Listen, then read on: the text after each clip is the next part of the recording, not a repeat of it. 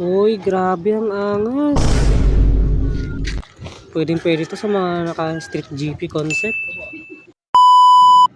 So what is up guys? May bagong gagawin na naman tayo ngayon. Cruciflame Delete Fender. At dahil wala pang gumagawa ng tutorial na ganito, pues ako ang unang gagawa. Siyempre babaklasin nyo muna yung mga side parts na yun. Madali lang naman baklasin yan. Tapos ito yung mga bungad sa inyo. Dito tatanggalin natin to guys. Lahat ng bolts na makikita nyo dito tanggalin nyo na. Para mahiwalay yung mga ano. Ito sa gilid tanggalin nyo na rin to. Sa kabilang gilid din tanggalin nyo na rin. Pati yung allen magkabilaan tanggalin nyo na lahat. Tanggalin nyo lahat makikita nyo. Itong taillight pwede siyang hilain.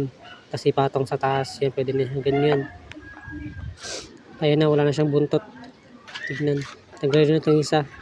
Bali, 4 lang yun sa side guys. 2 sa taas sa taillight. At nakalimutan ka, meron pa pala akong bolt sa ilalim. Tatanggalin. Ay, natanggal ko na yun siya. So, tanggalin na rin itong isa kang allen. At dito i-fast forward na natin kasi nangangalay na ako guys. So, ayan. Natanggal natin lahat. So, ilahin na lang natin to.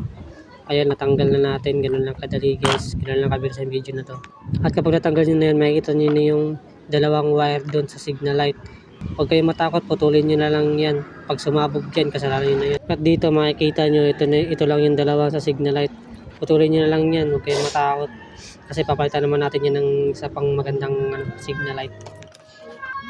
At ito sa tail light, ilalagay natin para ma-analyze natin yung next na gagawin.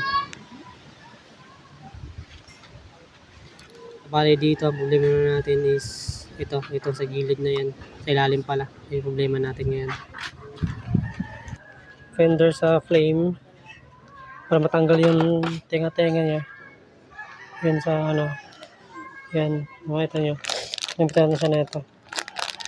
Papalitan natin. So bali dito ang paglalagay natin yung maliliit na signal light is itong sa side cover. Sa side cover kasi meron siyang butas dito. Sa ngayon hindi yung makita para pag tinanggal nyo makakita nyo yung ano. Yung suksukan ng plastic yan guys. At dito babalatan na natin ng buhay yung wire. Ito natapos ko na. Ito yung ano, wire niya, liit lang. At dito na ikabit na nga natin. Ito i-zoom in ko para makita nyo. Ayan, yung green sa black din yung color doon sa color din. Yan lang. Dito tinesting ko na rin siya. Gumagana na naman siya.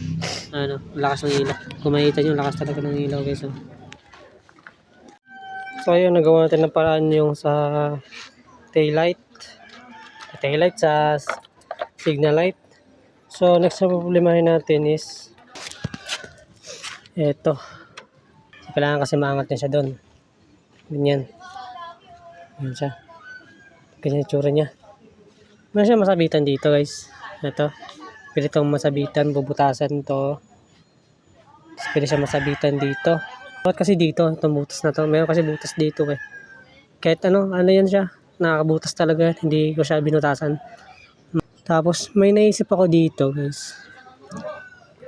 Meron kasi siyang ano. Ayun o. Pag nakaganyan kasi siya. Level siya sa butas. Ito. Kaso magdi-DIY pa tayo ng bracket. Yan. Ayun o. Tapos tayo pa yung ano. Kaya ko lang din guys ha.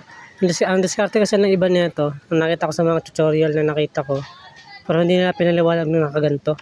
Bale, pinaliwanag nila ng buo na. Nakita ko, binutasan nila to.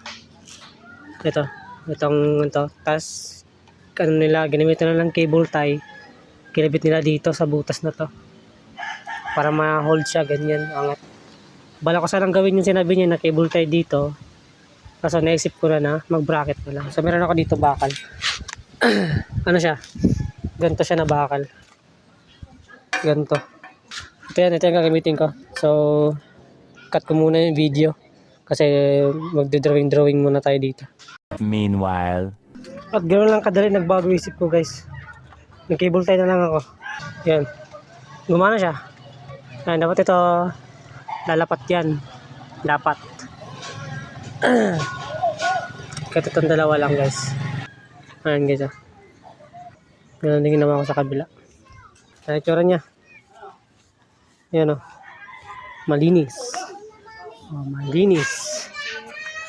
Dugyot lang ang motor. Hindi halata guys, hindi siya halata. Kansa pa hindi siya naalog guys Siya naalog kahit wala na siyang lock to. Kahit wala nang lock to. Kasi nakatukod to. So balalak niya ito. Tsaka sabay force nito. Hindi niya naalog. Guys, manayari ako. Nagkamali ako agad. Sige, ginawa ko. Nilakyan ko yung butas. Nakalimutan ko na maliit pala to. Ito. Meron pala yung tornilyo. Piste. Kailangan ko lang siya putulin dito. Suksok muna dito. Ilak bago si kabit ulit. And guys, so ang paggagawin nyo to sa flame nyo, alam nyo na. Iwasan nyo na yan Nagkamali na ako agad 2 hours later. Yun ang resulta guys